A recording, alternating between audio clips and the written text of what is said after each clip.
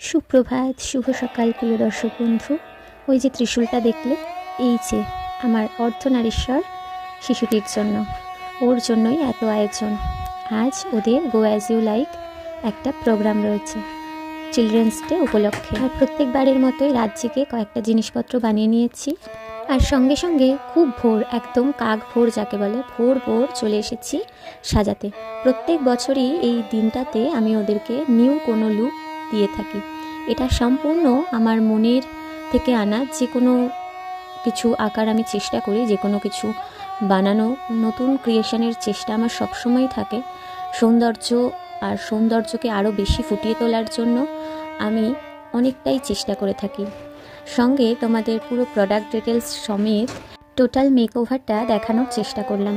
তোমরাও দেখে জানিও ওদেরকে কেমন লাগছে।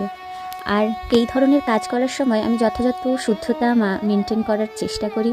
গঙ্গা জল ছিটিয়ে ভগবানের নাম স্মরণ করে আমি এই কাজটা শুরু করেছি। আর এই যে এই সমস্ত কনসেপ্ট আমার মাথা থেকে আসে, এটা আমার ভেতর থেকে মনে হয় যে আমি যেহেতু একটা ভগবানের রূপের বর্ণনা করছি, তো আমাকে তো নিজস্ব একটা শুদ্ধতা বজায় রাখতেই হবে, তাই না? কিন্তু এই সমস্ত বিষয়গুলো আজকালকার লোকেরা ভাববে নেহাতি ইসলামি অথবা ব্যাকডেটেড, কিন্তু আমার করতে ভালো লাগে। যতই আর লোকের কাছে ম্যাটার না করুক, আমার নিজের কাছে নিজের এইরকম ভালো থাকতে ভালো লাগে। যাই হোক, ওকে চোখের রূপ দিচ্ছি। আর তারপর দেখো ওর মুখের মেকওভারটা প্রায় কমপ্লিট। চুলের একটা পাশ আর চাঁদ করে নিলেই, পরিয়ে দিলেই মোটামুটি এক অর্থে সাজানোটা অনেকটাই কমপ্লিট হয়ে যায়। গতবার আমি ওকে সাজিয়েছিলাম আর একটা রূপ, রাধাকৃষ্ণের অর্ধনারীশ্বর রূপ। রাধা আর কৃষ্ণ হাফ অফ কমপ্লিট একটা লুক দিয়েছিলাম। আর এবার এই লুকটাতে আমার মন করলো। তোমরা কিন্তু অবশ্যই বলো এই লুকটা ওর সাথে কতটা স্যুট কাটছে। দেখো তো, কমপ্লিট করে দিয়েছি, কেমন লাগছে ওকে?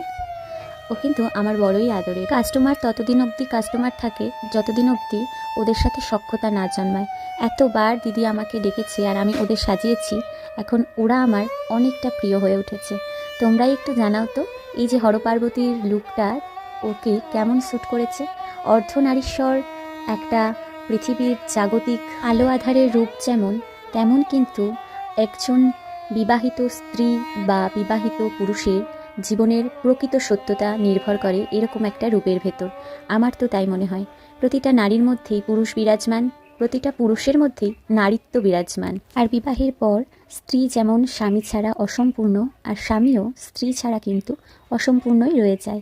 এটা যে স্বীকার করলে করলো, না করলে না করলো, কিন্তু পরম বাস্তবতা এটাই। সকাল সকাল ওদের স্কুল টোটোতে চাপিয়ে দিয়ে আমিও ফিরে এলাম বাড়িতে। তোমরা জানিও কেমন লাগলো। ভালো লাগলে চ্যানেলের সাথে থেকো, খুব ভালো থেকো।